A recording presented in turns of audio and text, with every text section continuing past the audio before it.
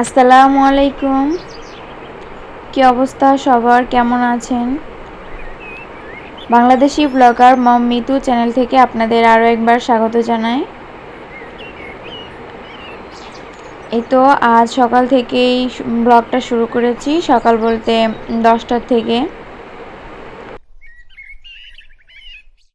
ছোট বোন ঘর ঝাড়া মোছার কাজ করছিল। প্রথমে ঘরটা ভালো করে ক্লিন করে নিয়েছে ঝেড়ে, আর জায়গার জিনিস জায়গায় মুছে রেখেছে। তারপরেও দেখা যায় প্রতিদিন অনেক বালু থাকে, আর একবার দুইবার ঘর ঝাড়ু দিলে তারপরেও দেখা যায় যে বালু থাকে। তো যখনই বালু মনে হয় তখনই আবার ঝাড়া হয়।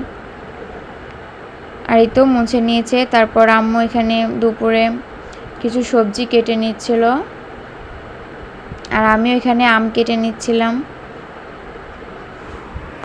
যারা যারা ভিডিওটা অন করেছেন প্লিজ ভিডিওটিতে একটা লাইক দিবেন, সুন্দর একটা কমেন্ট এবং আমার চ্যানেলটা সাবস্ক্রাইব করে পাশে থাকবেন। প্রতিদিনই প্রায় অনেক আম পড়ে যাচ্ছিল, তো সেগুলাই এনেছি। আর আম্মু বলছিল যে এগুলা দিয়ে ছোট ছোট করে কেটে রাখবে, যাতে করে তেলের আচার বানাতে পারে, শুকনা তেলের আচার। আর আম্মু এখানে এগুলা ধুয়ে নিচ্ছে, ভালো করে ধুয়ে তারপরে এটাকে হলুদ মেখে শুকাতে দেবে রোদে।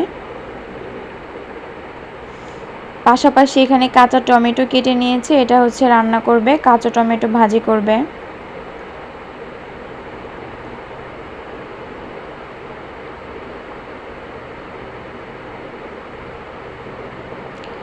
আর এই তো আমরা সবাই এক জায়গায় বসে একটু কাজ করছিলাম আর সবাই মিলে গল্প করছিলাম। এভাবেই সময় যাচ্ছিল দুপুরের টাইমটা।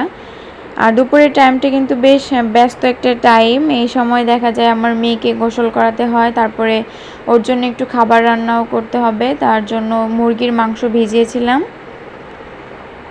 তো সেটাই এখন একটু মশলা দিয়ে মেখে নিয়েছি। আর এখানে এলাচ, তারপরে তেজপাতা, গরম মশলা দিয়ে এবার আমি মাংসটা দিয়ে দিচ্ছি। চেষ্টা করি যে নতুন নতুন খাবার দেওয়ার জন্য মেয়েকে। সে তো কিছুই খেতে চায় না, তাকে যদি কোনো খাবার নাও দেই কখনো মানে খিদার জন্য তার কান্না হবে না। আর তারপরে রসুন শেষ হয়ে গিয়েছিল, ব্লেন্ডার করা ছিল না, তার জন্য আমার ছোট বোন এখানে রসুন কেটে নিচ্ছে। রসুন, পেঁয়াজ, আম্মু পেঁয়াজ মরিচ বা রান্নার জন্য যেগুলা সবজি কাটবে সেগুলাও কেটে নিচ্ছিল। আর আমার এই তো আনায়ার রান্নাটা কমপ্লিট হয়ে গিয়েছে, এবার আমি ওকে গোসল করিয়ে দিব। আর গোসল করার সময় পানি পেলে তো সে মহা খুশি হয়ে যায়, পানি থেকে উঠতেই চায় না, বালতি ধরে টানাটানি করে। আর তার এই বাসায় যেমন একটা গামলা আছে, আবার ওর দাদুর বাসায়ও আছে একটা বাথটাব আছে। দুই জায়গায় ওর প্রায় অনেক জিনিসই আছে। এখানে কমোড আছে, ওই বাসায়ও কমোড আছে, ডাবল ডাবল করেও সব কিছু আছে।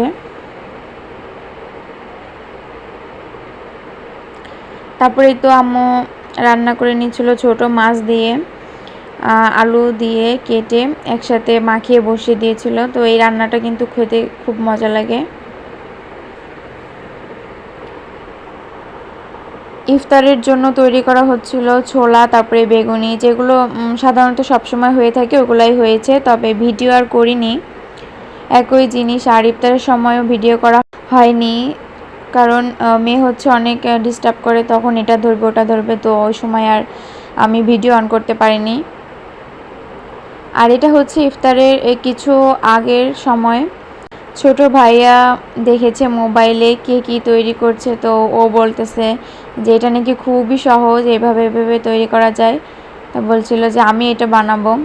ওই কিন্তু এগুলা সব প্রসেস করে উপর দিয়ে সবই দিয়ে দিয়েছে নিজে। আর দেখুন নিজে একটা রুটি বা নাস্তা যেটাই বলেন সেটাই করে নিয়েছে, আর এটা কিন্তু হয়েও গিয়েছে।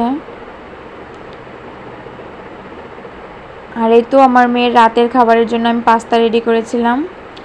আজকের ভিডিওটা এ পর্যন্তই। সবাই ভালো থাকবেন, সুস্থ থাকবেন। আল্লাহ হাফেজ, আসসালামু আলাইকুম।